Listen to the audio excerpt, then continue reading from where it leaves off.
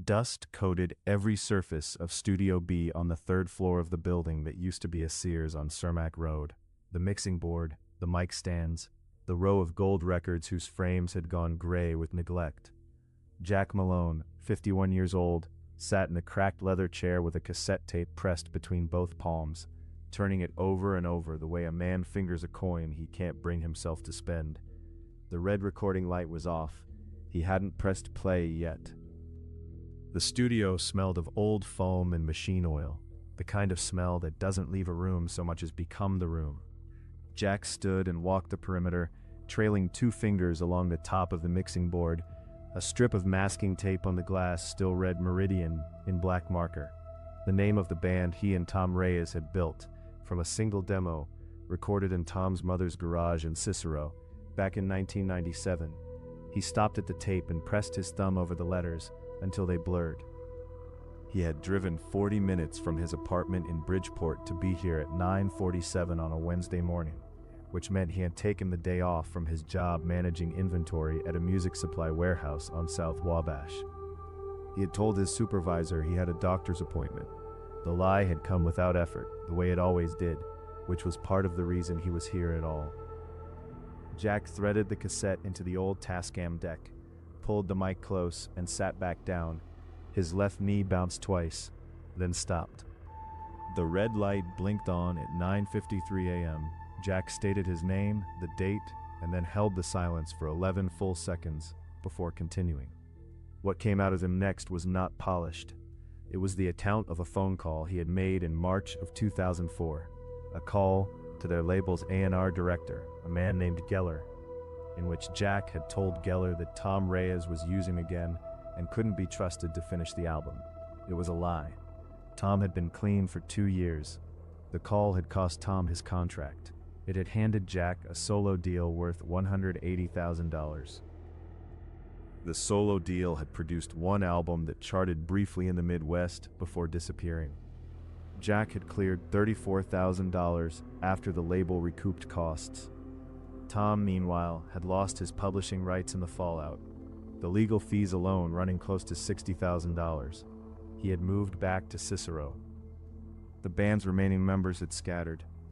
Jack had watched all of it from a distance, telling himself that Tom would have imploded eventually anyway, that he had only accelerated the inevitable.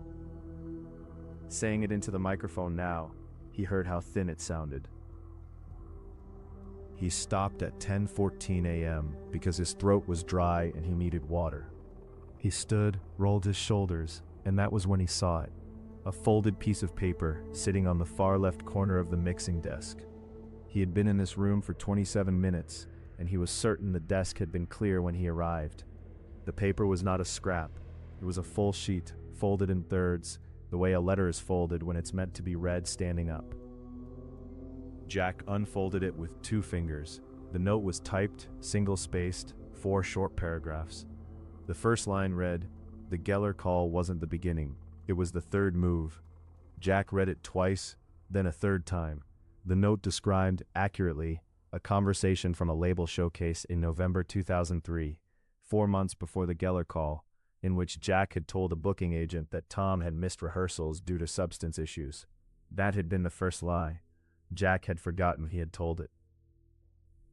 He moved fast. He checked the glass partition between the live room and the control booth. Nothing on the other side but a folding chair and a dead monitor.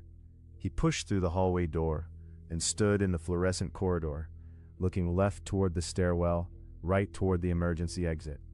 The exit bar showed no sign of recent pressure. The stairwell door was closed. He stood there a full minute, listening to the building breathe, the low hum of the HVAC, a distant elevator cable, his own pulse. Back in the chair, Jack laid the note flat on the desk and stared at it.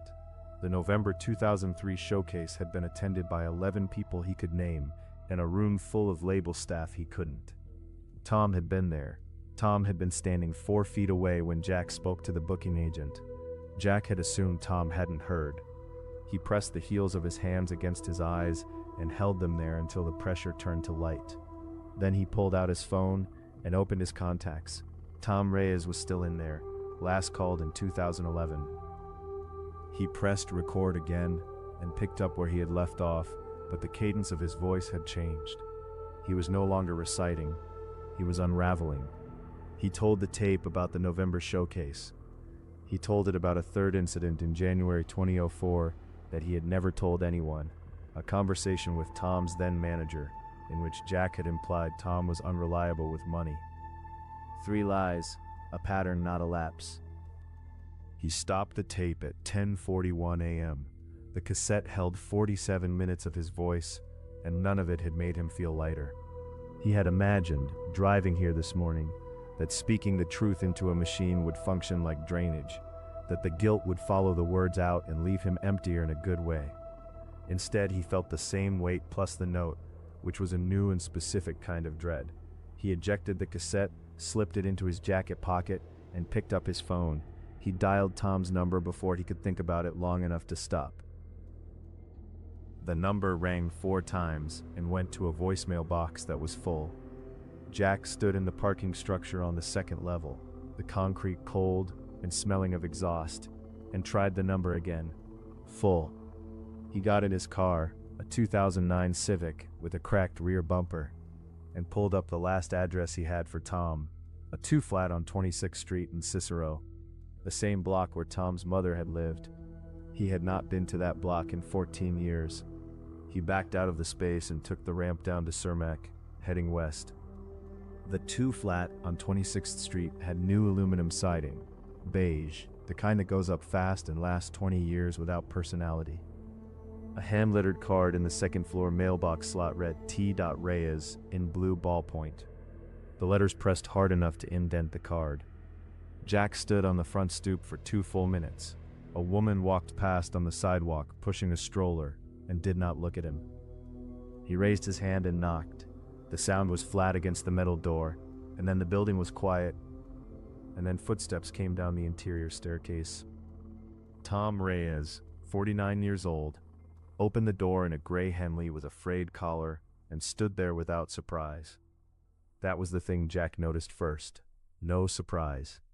Tom's hair had gone mostly silver at the temples, and he carried the particular stillness of a man who had spent years learning not to react on reflex. He looked at Jack the way a person looks at a weather forecast they had already accounted for. He stepped back from the door without a word and left it open, which was either an invitation or a test, and Jack walked through it. The apartment was spare and clean, a drafting table against one wall covered in sheet music, a single shelf of books above the radiator. Tom turned from the kitchen counter and set down 2 mugs of coffee he had already made, as if he had timed it. Jack pulled the note from his jacket pocket and held it up. Tom looked at it and nodded once, slowly, the way a person nods when a thing they built finally works. He told Jack that he had arranged the studio booking himself, that he had called the building manager 3 weeks ago and reserved Studio B under a false name, knowing Jack would take the bait because Jack had been asking around about confession formats for months. The cassette in Jack's pocket had been Tom's idea from the beginning. Tom had known about the Geller call within 72 hours of Jack making it. A paralegal at the label had owed Tom a favor and told him everything. Tom had chosen not to fight it. He had looked at what the industry had cost him: 2 relationships, a stress-related hospitalization in 2002 he had never told anyone about, a final booked show at the Riviera in April 2004 that he had canceled 3 days after the Geller call because the promoter had already heard the rumors, and he had decided that Jack's betrayal was the exit door he had been too afraid to open himself. He had let it happen. Jack sat with his hands flat on the table and did not speak for a long time. Tom had known. Tom had known within 72 hours and had said nothing, had moved back to Cicero, had canceled the Riviera show, had let 20 years go by. The guilt was still the guilt. Jack understood that clearly. But the story he had been telling himself, the one where he had destroyed Tom Reyes, had just been returned to him with corrections, and he did not know what to do with the revised version. He kept his hands flat on the table and looked at them. Tom wanted the tape. That was the concrete thing. He had arranged the studio session because he needed documentation, not for a lawsuit, The statute of limitations on any claim had expired a decade ago. But for a memoir he had been writing for 3 years, a book about the music industry's machinery and the people ground up inside it, he needed Jack's account in Jack's voice on tape as a primary source. He had known Jack would never agree to be recorded if asked directly, so he had built a room and let Jack walk into it and confess to an empty microphone. Jack reached into his jacket pocket and set the cassette on the drafting table between them. 47 minutes of his own voice, confessing in sequence, with dates and names and dollar amounts, all of it accurate, all of it usable. Tom looked at the tape and did not reach for it. He left the choice where it was. Jack could take it back. He could walk out, drive back to Bridgeport, drop it in the dumpster behind his building on South Loomis. Tom would have no recording. The memoir would have one fewer source. Jack looked at the tape for 12 seconds and then took his hand away from it. They stood on opposite sides of the drafting table for another minute without speaking. Tom picked up his coffee mug. Jack picked up his. The radiator clicked twice in the corner. Outside, a car on 26th Street dropped into a pothole, and the sound came through the window, like a period at the end of a sentence neither of them had finished. Jack set his mug down, buttoned his jacket, and walked to the door. He paused with his hand on the frame, not looking back, just pausing, and then he went down the stairs and out through the metal door onto the stoop.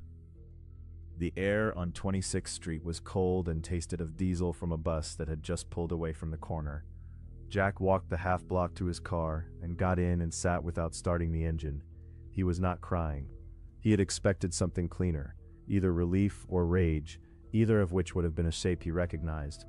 What he felt instead was a specific and unfamiliar blankness. Across the street, a kid had left a bicycle leaning against a chain-link fence, one wheel still slowly spinning, and Jack watched it until it stopped. He put his key in the ignition and held it there without turning it.